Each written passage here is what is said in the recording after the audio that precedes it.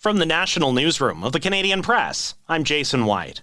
Alberta and Ontario have agreed to study the feasibility of new pipelines and railways between provinces, while also increasing interprovincial trade. Ontario Premier Doug Ford says the agreements will fortify Canada's economy against the effect of U.S. President Donald Trump's tariffs. We want to move forward. We want to build the AmCan fortress, but the days of relying on the United States 100%, they're done, they're gone. We're going to start being reliant and self-reliant. The potential pipeline and rail routes to be studied would connect Alberta's oil, gas, and critical minerals to James Bay, with a commitment to use Ontario-made steel. Another agreement will see Alberta prioritize made-in-Canada vehicle purchases for its government fleet and improve the interprovincial trade of liquor products. The White House confirms U.S. President Donald Trump is pushing back this week's deadline for trade partners to avoid tariffs.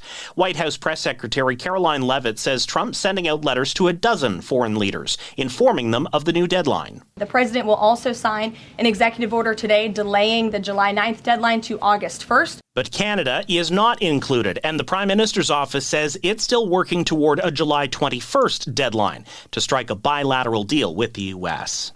Foreign Affairs Minister Anita Anand is headed off to Japan and Malaysia.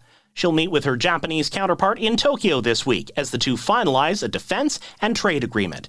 She'll also join in a meeting with the Association of Southeast Asian Nations. Canada is looking to sign a trade deal with that bloc this year. Wildfire activity has ramped up again in northern Manitoba, forcing a mandatory evacuation order. The town of Leaf Rapids has given its approximately 300 residents until 10 a.m. tomorrow to leave the community. Another fire is threatening Thompson, Manitoba, which has declared a local state of emergency. British Columbia will reschedule criminal trials in 4 cities during next year's FIFA World Cup. A notice points to heavy traffic around the Lower Mainland, making it difficult to transport suspects. It also cites a potential lack of hotel rooms for jurors and out-of-town witnesses. Mondelez Canada is ending nearly a century of making Jersey Milk chocolate bars. The company's decision to cut the product came after a portfolio review showed consumers have shifted to buying other pure milk chocolate bars like Cadbury Dairy Milk. Jersey Milk was only produced in Canada, and the company says the end of its production will not result in any job cuts. A series of acquisitions left the chocolate bar under the purview of Mondelez International, which has a downtown Toronto Cadbury chocolate factory employing nearly 400 workers. Michelle Zadikian, The Canadian Press, Toronto. This is The Canadian Press.